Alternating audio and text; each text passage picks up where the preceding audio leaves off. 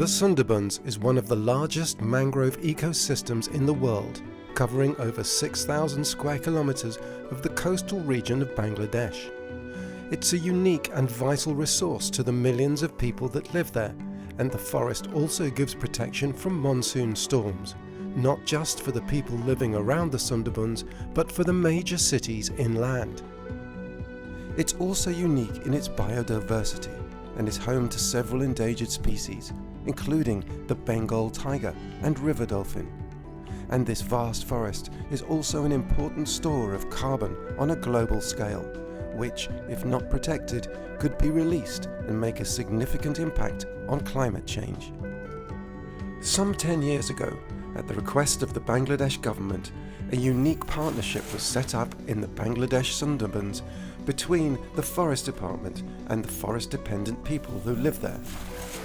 Its goal was firstly to protect the mangrove forest and rivers from excessive exploitation and degradation, but at the same time to ensure that all local people had access to the benefits derived from these natural resources.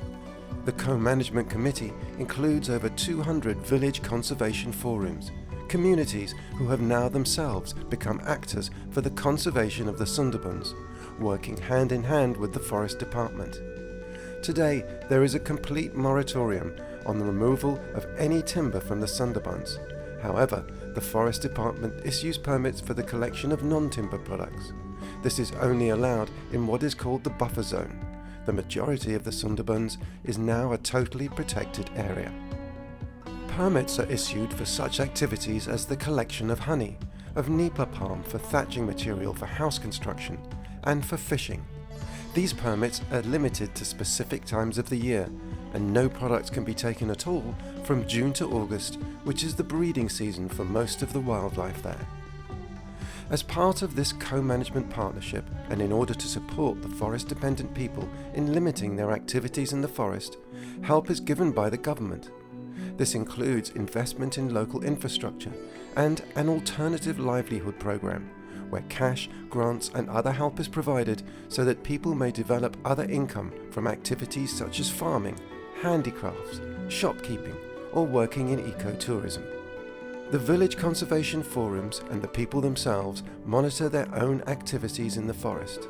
However, there's also support from official smart patrols run by the Forest Department to ensure compliance with the co-management rules and goals. The impact of the initiative can be seen in the health of the forest itself and the creatures that live there.